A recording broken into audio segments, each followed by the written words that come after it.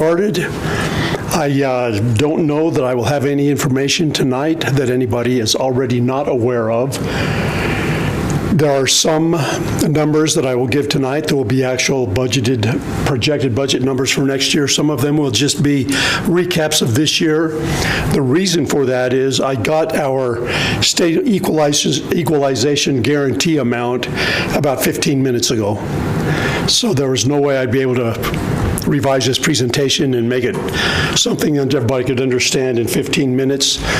We will have another budget that will be presented to the board at a later meeting before it gets submitted to PED, at which time I will give some actual numbers.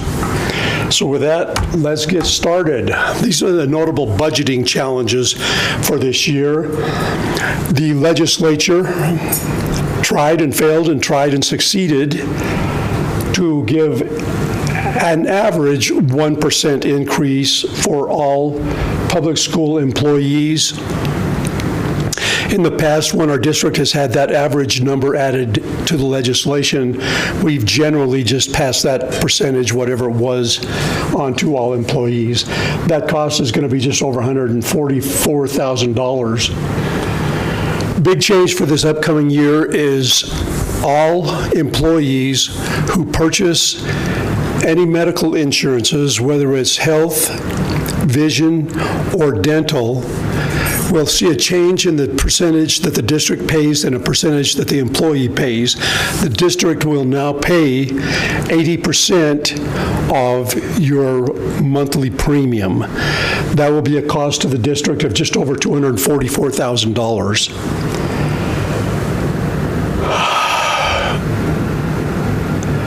You can see what some of the in addition to the 80-20, the kinds of offsets that for employees, the cost of health insurance will increase 9.95%.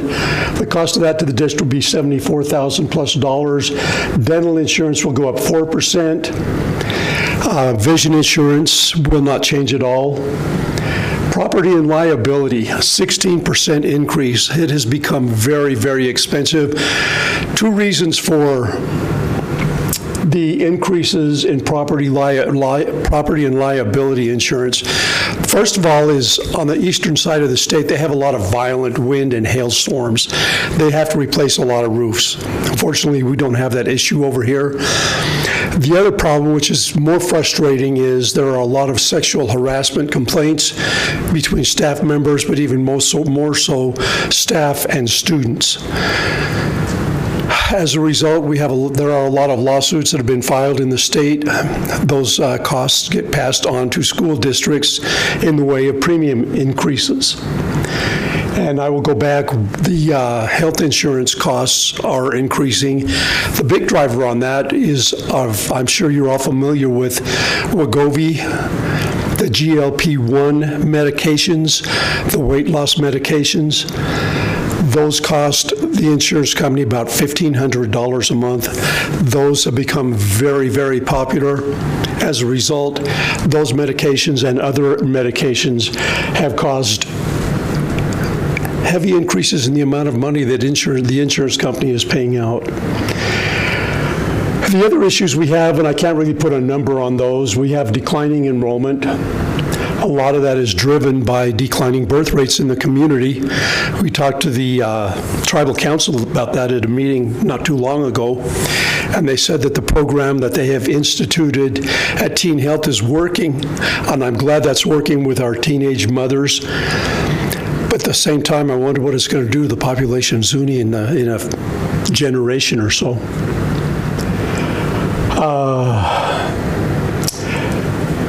In House Bill 2, there was language. House Bill 2 is the bill that funds all state government.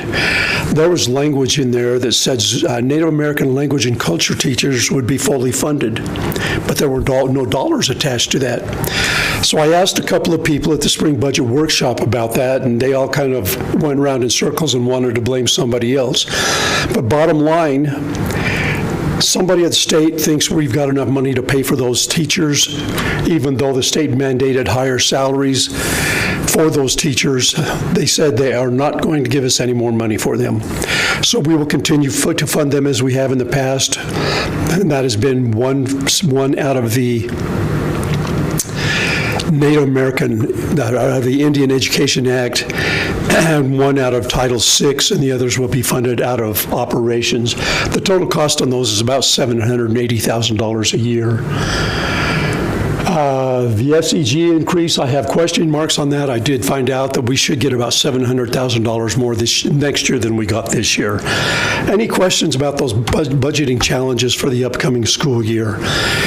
May I say, if you have any questions during this presentation, just raise your hand. I'd rather get them answered right away rather than wait till the end of the presentation and have to go backwards. So funding it all for this current school year, the state equalization guarantee is $19,176,000. We had a cash balance of $3.3 million. Indirect costs are those costs that the operational fund pays for, but those funds also cover a lot of the time and effort that goes into administering our state and our federal funds. So some of the state and some of the federal funds reimburse the district for some of those costs. For example, the finance department, they don't process payroll just for the people that are funded on ops. They process payroll for all funds. HR, they manage the staff of all the funds. So, principals, some of your staff is paid out of ops, some of your staff is paid out of federal funds. So the federal funds pay us back through what is called indirect costs. About, I believe it's 3 years ago, we all of a sudden got these big checks in the mail, $198,000 and another around $18,000, just a check from Mellon Bank of New York, made out to Zuni Public School District. It took us a little while of investigating to find out what was going on.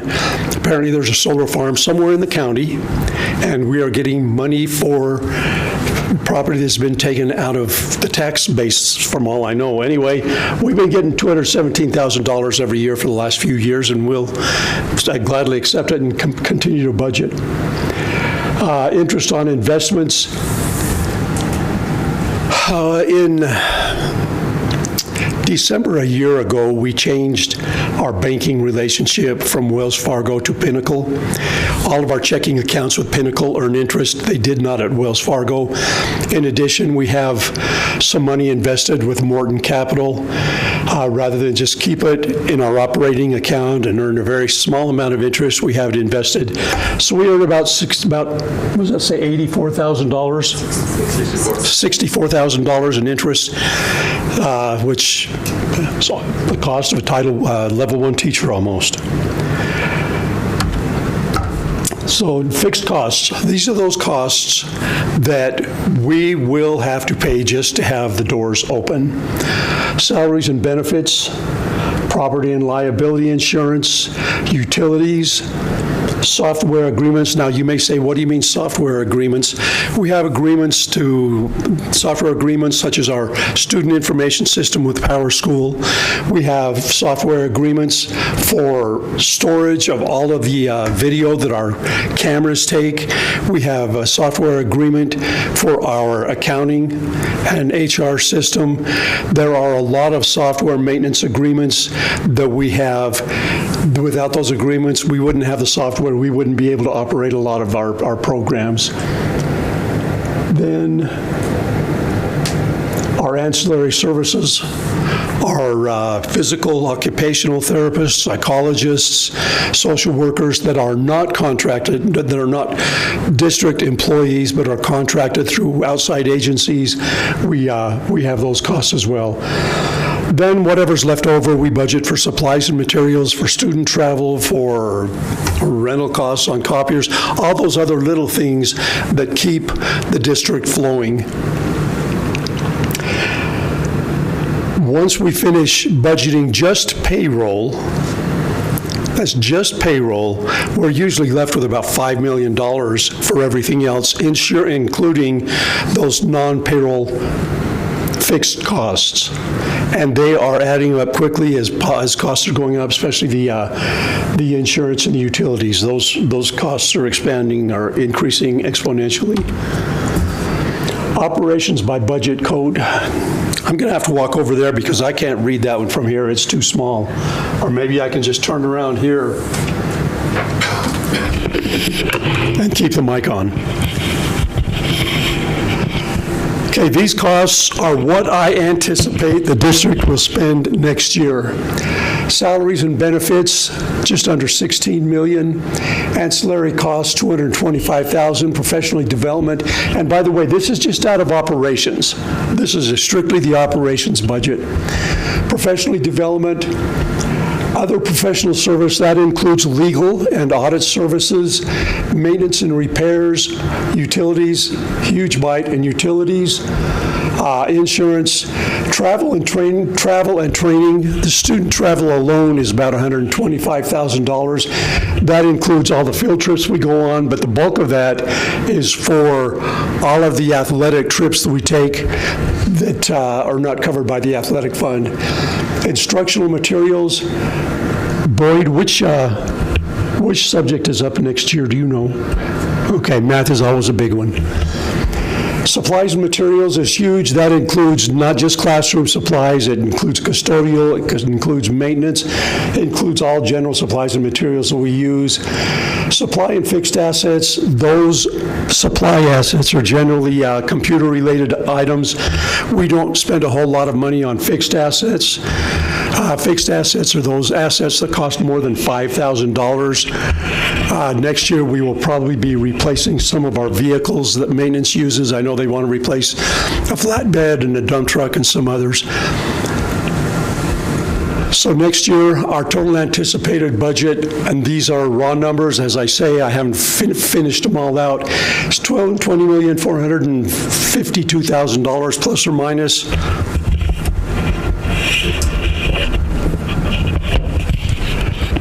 Our SCG amount that I got just before I came in here was $19,770,000, I believe. So you can see that the SCG is not going to cover that. That's why we need, on that previous slide, some of those other funds, the direct costs, the money from the payment in lieu of taxes. In addition, we try to conserve as much cash as we can, and by my estimates, we'll have about $1 million in cash to carry over for next year. So we should be fine to cover the budgeted items that I anticipate that we're going to need to be paid for out of our operational fund. Then I thought I'd just quickly go through the staffing. Staffing has not really changed at any of the schools with the exception of Twin Buttes, which, as everybody knows, will close at the end of this school year. Their staff will be absorbed by other sites in the district. So their budgeted salaries, $5.5 million, budgeted benefits just under $2 million. I anticipate you'll get about $228,000 that you at the school side will be able to budget for supplies, for field trips, and for classroom, whatever you want. Zuni High School, you have your budgeted salaries, your budgeted benefits, and even though you have fewer students than they have at Shiwi-Sana, you will get more money for your school side because you have athletics, non-revenue producing athletics that have to be supported by the ops budget. Zuni Middle School, you get slightly less than Shiwi-Sana for your school side, but you have about half as many students. You have the same issues as the high school with non-revenue sports that have to be supported out of ops. Are there any questions, especially from the principals, about what I showed on your schools? I'll go back, let you look at them real quick. Nothing from the middle school? High school, or excuse me, nothing from the high school and the middle school. And those school side budget amounts will probably change. This was just a rough estimate that I was doing before I had the SEG amount. So then I'll go to some of the supporting departments. The school board, the audit comes out of their budget, legal comes out of their budget, and we didn't spend a whole lot of money this year for legal expenditures, which is a good thing. I know I talked to other districts, and they pay enough that they could probably have an attorney on staff. Fortunately, we don't have that issue. Other professional services, we do through the ops budget.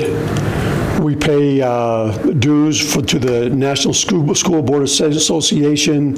We pay for service to maintain our policy manual, and there are some other contract services, and I don't remember. I was going to write that down and I forgot to.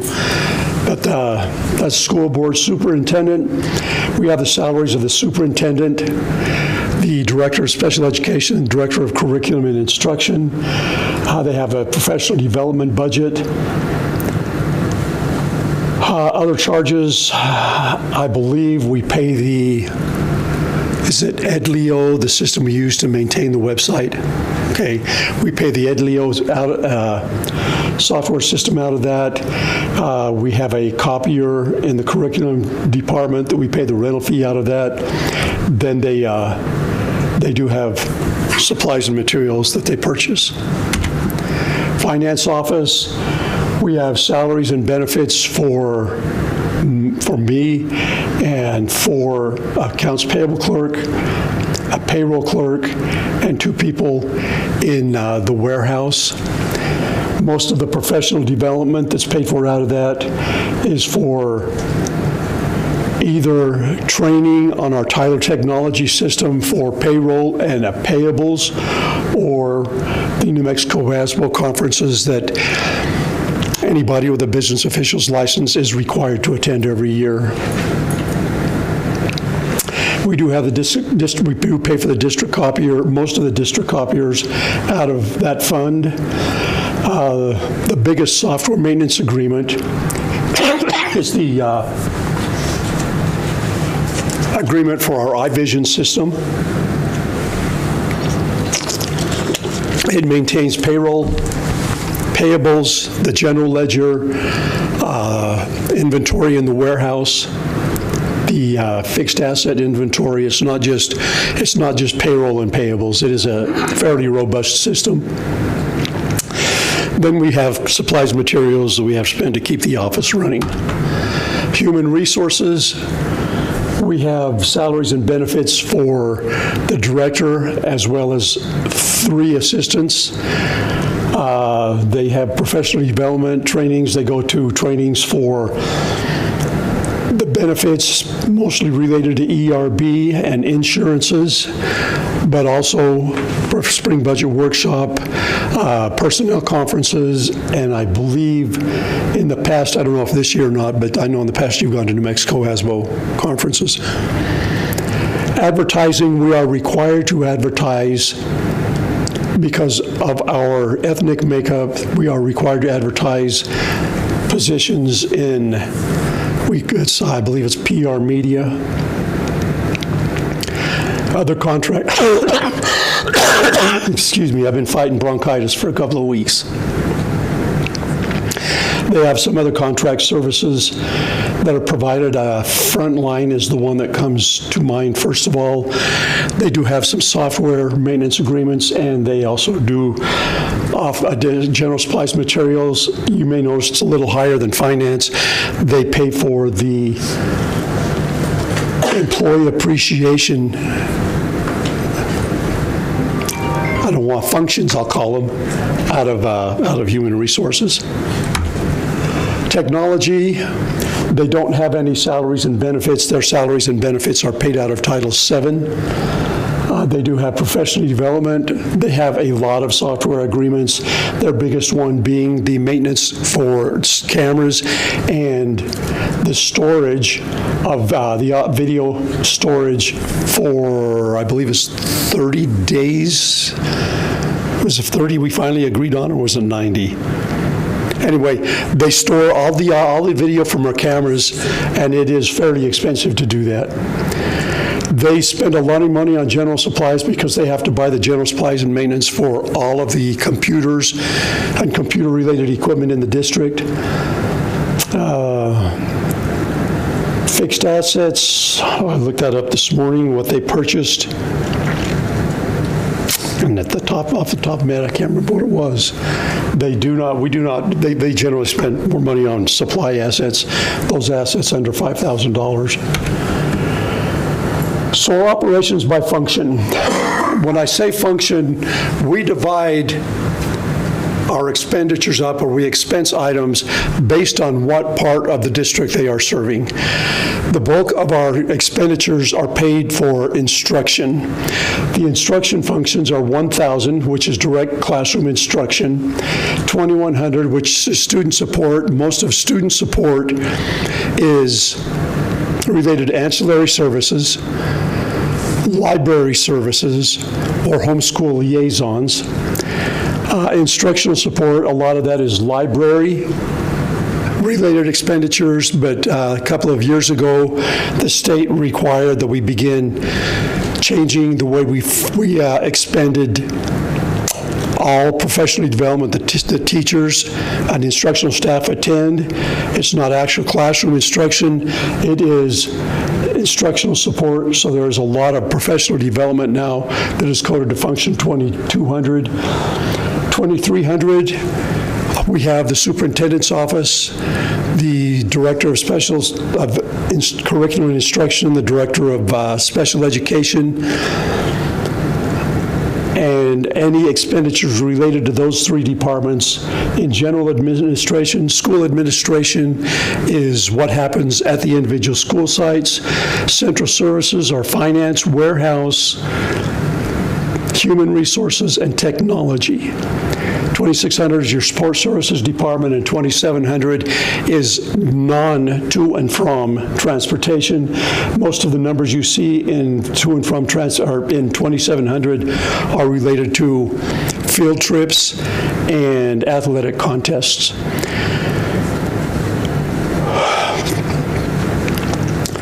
There's been a big push by the state legislature to increase the amount of money that is coded to instruction. And they like to say instruction is only expended in functions 1,000, 2,100, and 2,200. I disagree with that.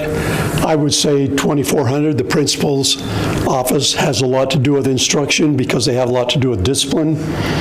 I would also argue that 2,600 has a lot to do with instruction because 2,600 pays for all the utilities. Without water, sewer, lights, and heating and cooling, I don't think we would have students in our building. But the state doesn't see it that way. So you can see that the expenditures we have in instruction, the percentages, the state is not the legislature has not successfully told us what percentage of our funding has to be dedicated to instruction, but they will continue to work on that.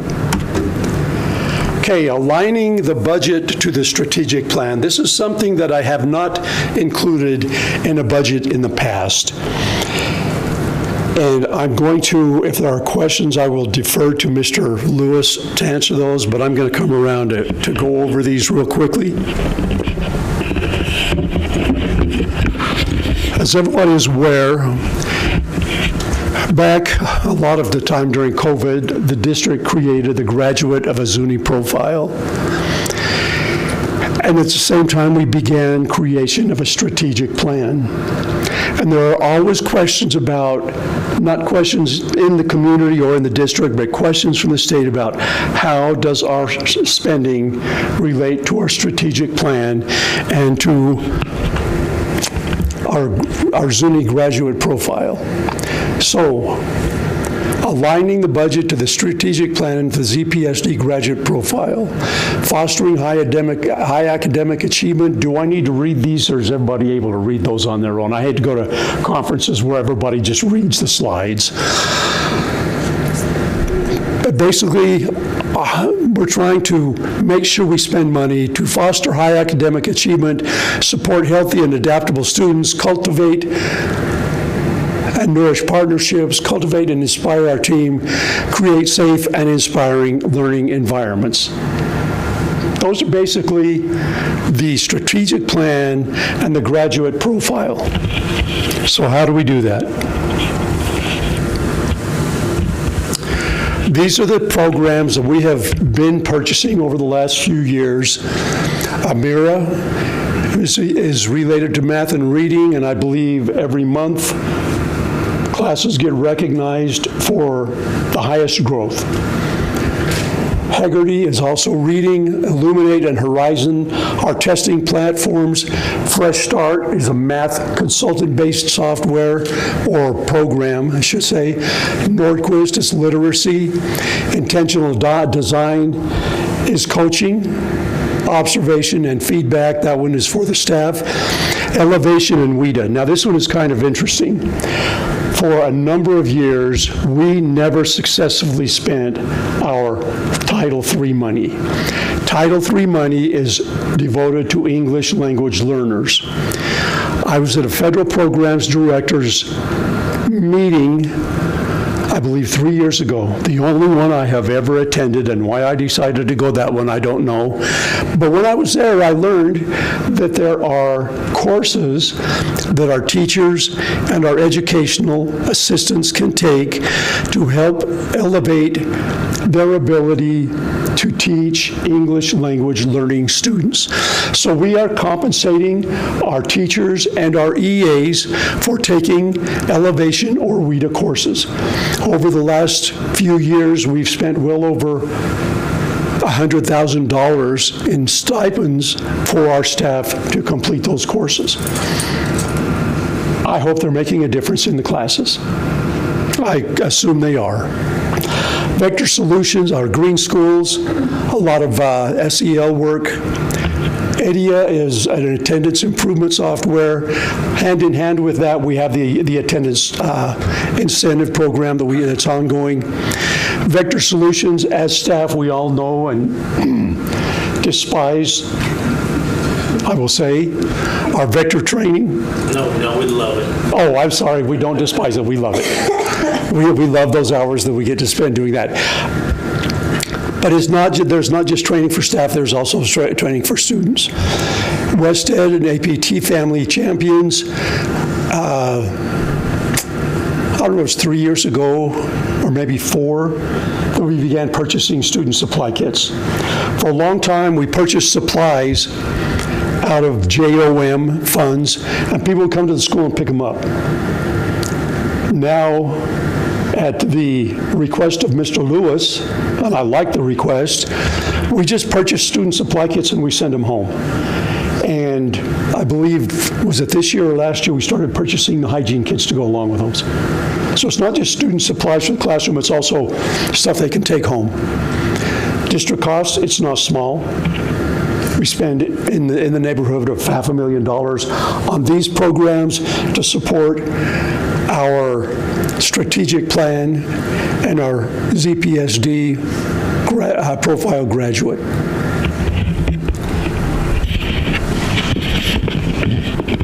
Are there any questions about how we're spending money to align our expenditures with our strategic plan and our profile of a Zuni graduate?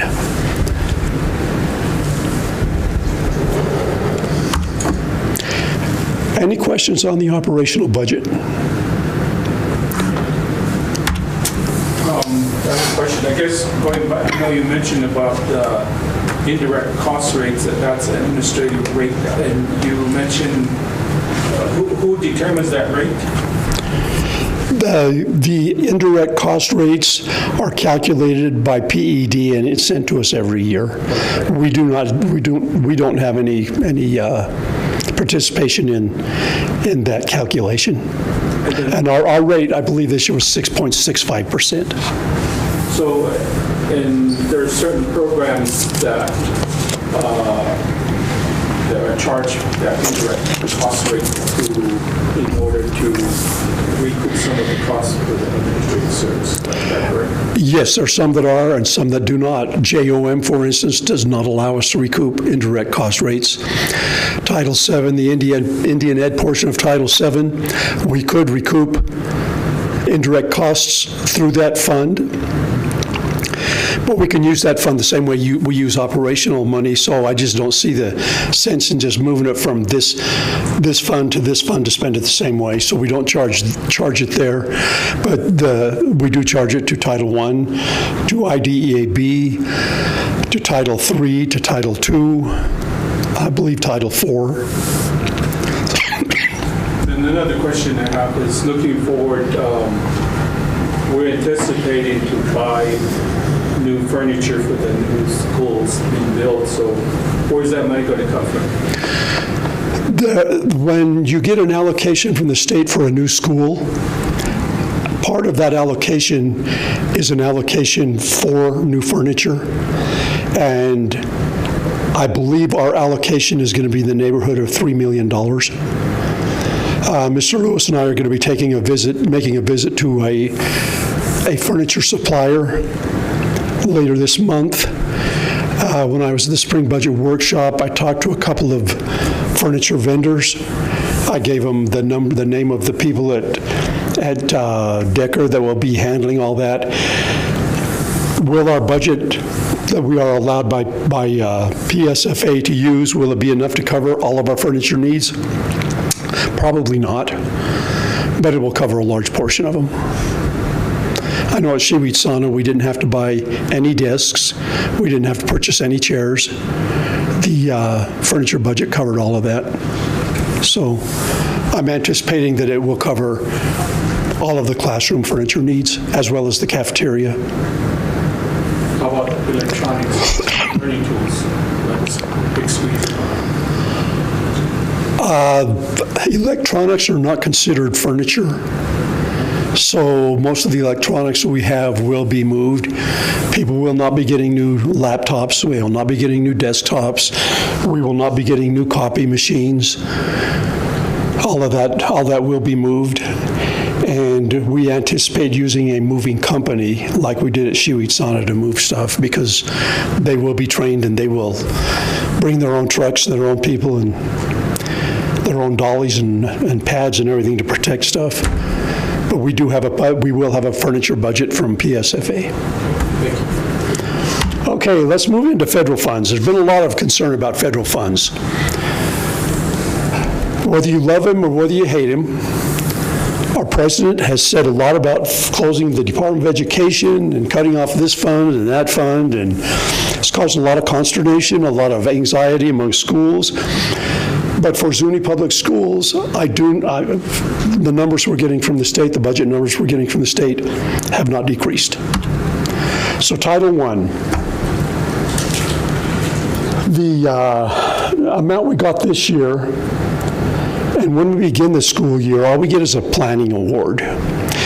And then we get the final award. Our planning award for this year was $996,000. We finally received the final amount a few weeks ago, and it went up about $70,000. This year, our planning award is about $50,000. For next year, the planning award is about $50,000 more than it was for this year. Title I, our allocation for Title I is not decreasing. So we use that for instructional coaches, for math interventionists, for library assistants, and for homeschool liaisons. There is a certain amount that we are obligated to give to private schools who have low-income students that live in Zuni that attend their schools. So we do have to allocate some to them. Then we allocate as much as we can to the schools for supplies and materials. IDEAB, our award this year was $421,000. We used that to pay the salaries of special ed educational assistants and purchase some supplies and materials and some professional development. Special ed is notorious for waiting till the last minute to get us our allocations. I don't anticipate getting an amount from a special ed department to budget next year until early June. So all I can give you is what we have this year. Hand in hand with IDAB, we also get an amount for the preschool, and it generally is around $10,000. It has never been less than that. English language learners, which is Title III. Principal and teachers recruitment, which is Title II. Safe and secure schools is Title IV. Rural and low income is Title V. And we do have actual planning award amounts on these. English language learners, the planning amount is $36,456, and we did spend some of that money for books, but most of that money is being spent for WIDA and elevation training. Fund 24154, Title II, most of that is being spent for stipends for TESOL endorsed teachers, as well as mentor stipends. Title IV, we've used it for student motivational speakers, to fund the art program, including salaries and benefits at Zuni Middle School, as well as safety training, rural and low income. Right now, most of that is being used by Shirisana and Zuni High School for after-school programs.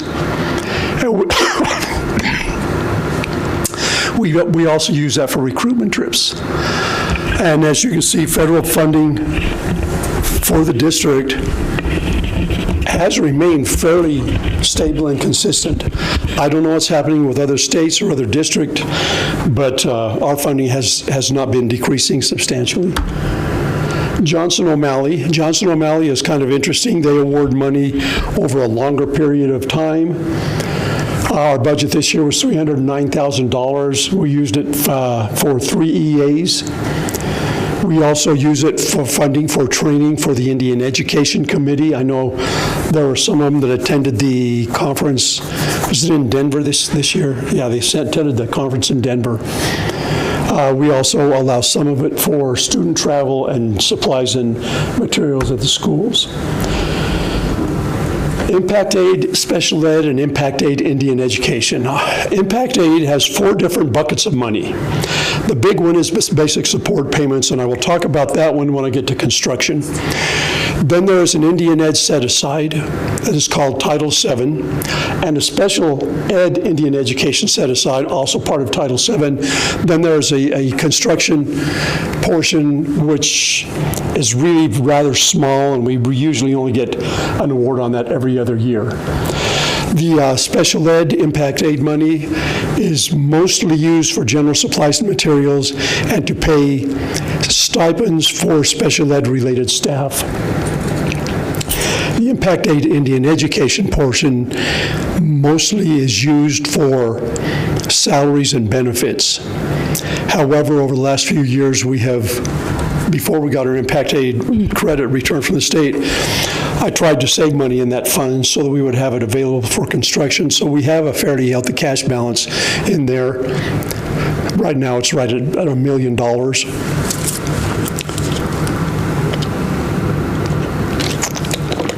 If we needed to use it for salaries and benefits, we could. If we need to use it on the current construction project, we can use it there.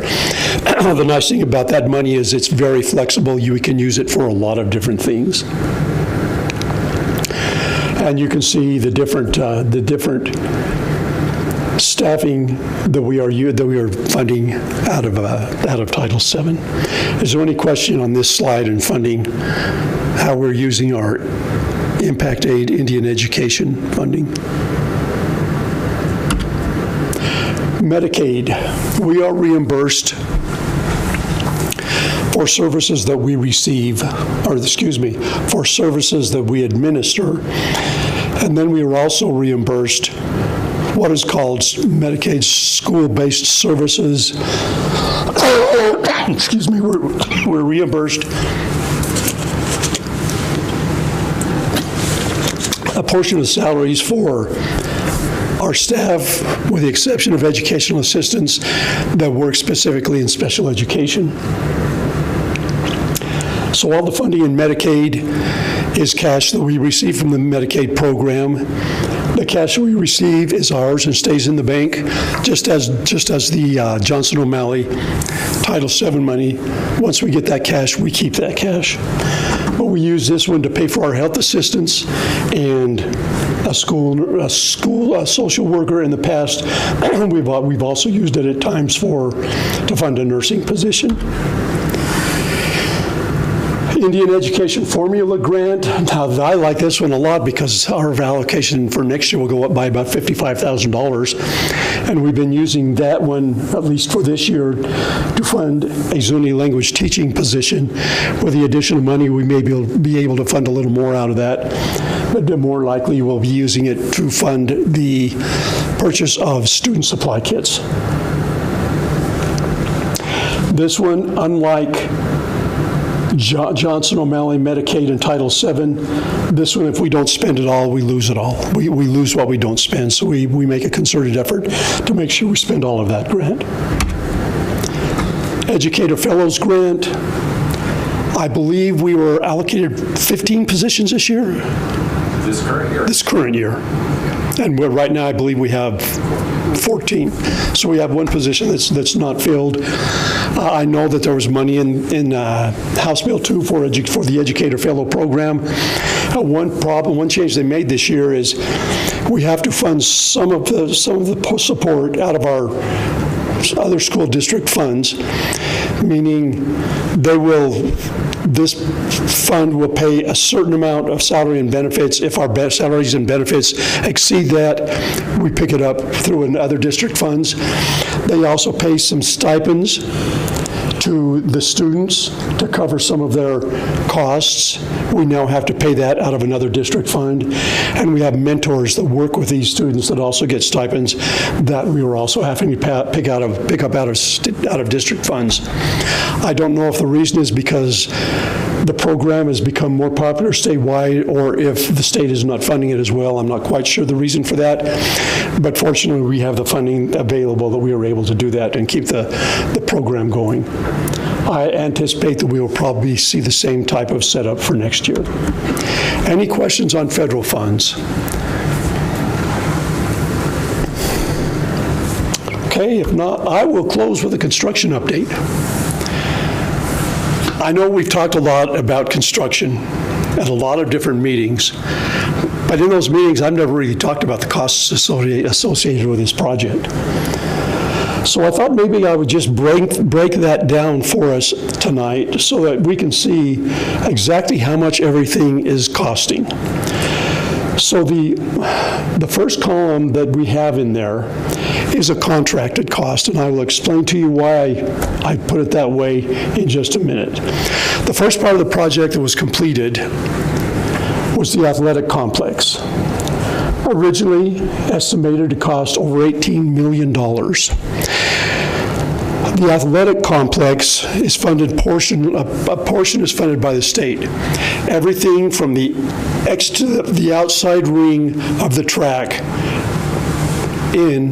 is funded by the state at 100%. Everything outside the track is funded by the district at 100%. So they paid for the track and the turf and everything associated with that. Up to us, the bleachers, the fencing, the lighting, the scoreboards, the parking lighting, everything else was on the district. So you can see our district share of that $18 million was $8.9 million. The nice thing about this part of the project was it came in under budget by about $2 million. So our cost will end up being more like $7.9 million. The nice thing is that additional $1 million, we can now devote it to a different part of the construction. Teacherage. It is only recently that the state has funded the construction of teacherages, and they only fund it in communities where there is no other housing available. I know that Gallup does not qualify for these funds because they have other housing available in Gallup. So when we went to meet with the Public School Capital Outlay Council about funding for the teacherage.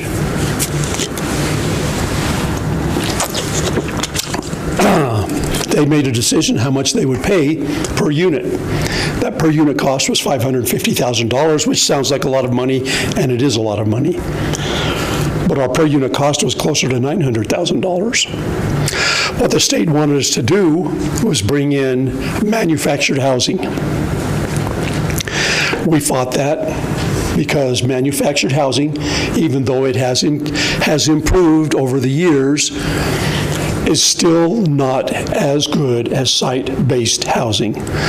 We decided that because we have our 100% of our impact aid back, and we've been saving it for a few years, we had enough money to fund site-built housing rather than bringing in modular homes. Cost $23 million. The state, of that, funded $9,900,000. There are some other costs in the teacherage that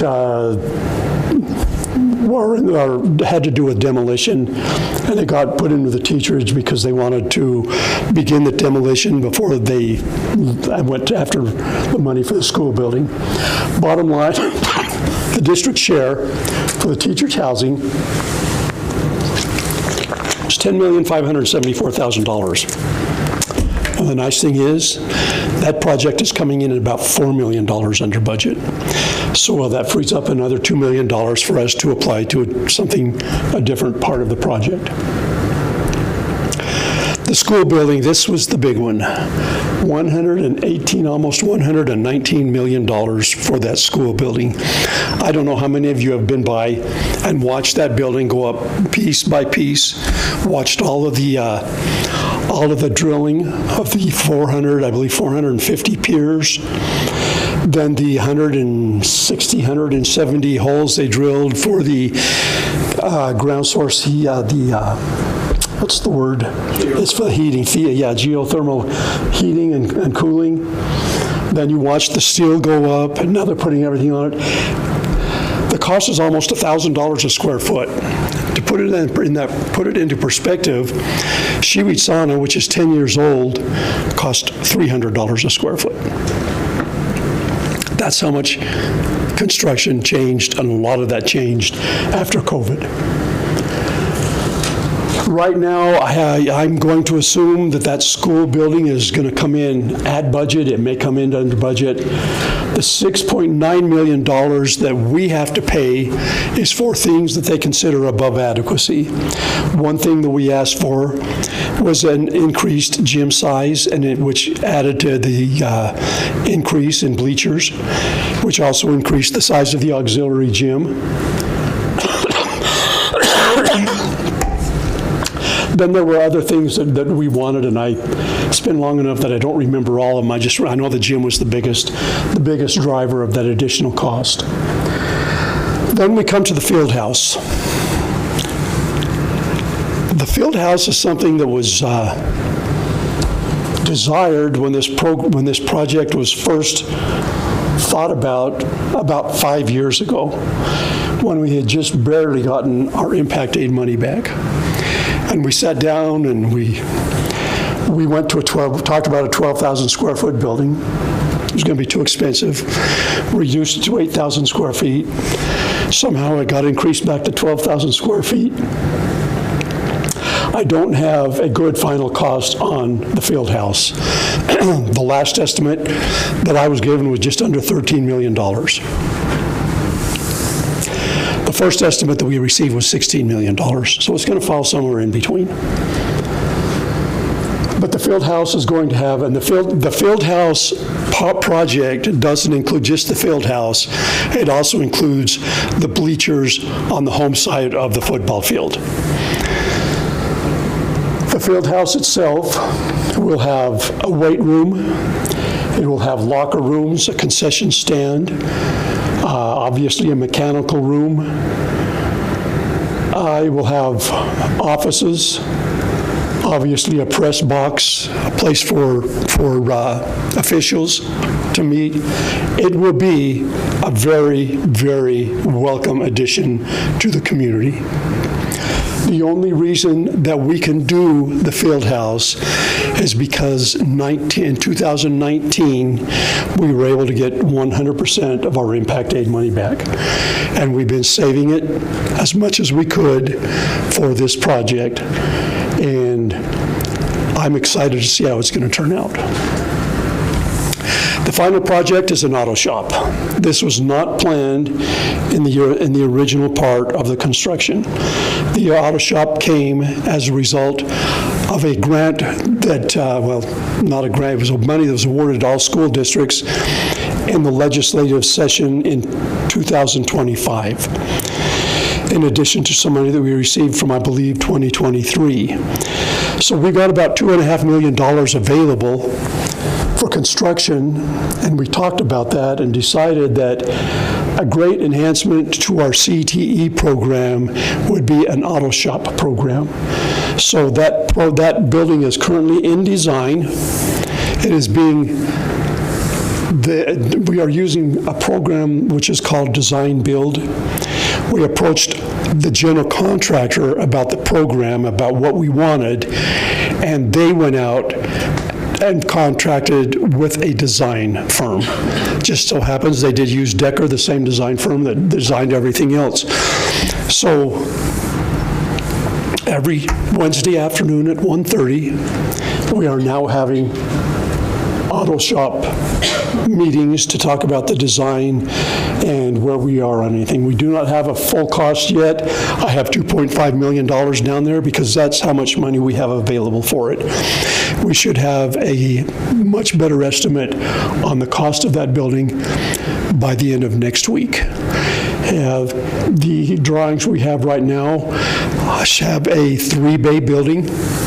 One bay will be what they call a clean room, where they can actually rebuild engines and maybe transmissions. The other 2 bays will have lifts where they can do actual work on vehicles.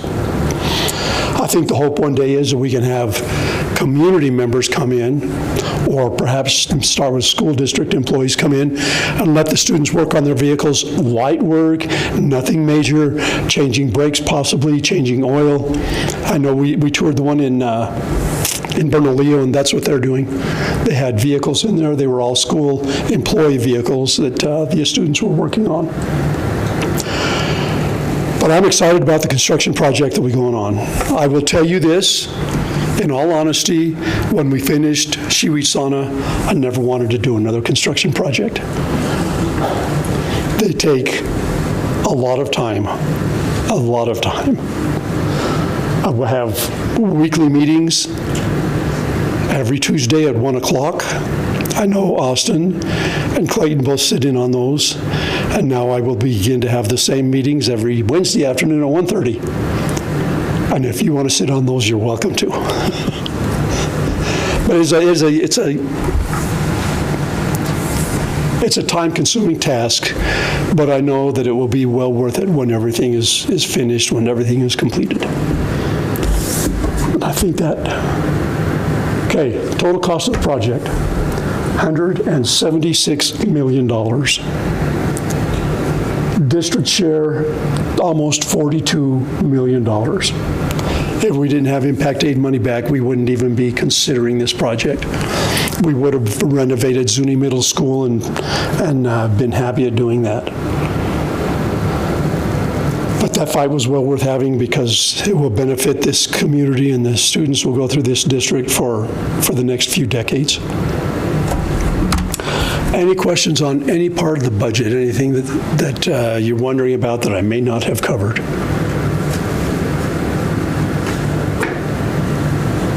With that, I am finished. Randy, anything that you want to add? Jasmine, any questions from? Did we have anybody even log in? You got their names? No names. Incognito. Or as one of my wife's friends told her, She gave birth to a child, and my wife asked her what they named him. She said, it's a no-name baby, so we call him Generic. So you can say incognito and generic. Okay, if there aren't any questions, I appreciate you being here. We will revise numbers, and we will post this on our website for anybody that was not able to be here, so they can see it. Chris, Jasmine, thank you for being here and taking care of the link for us.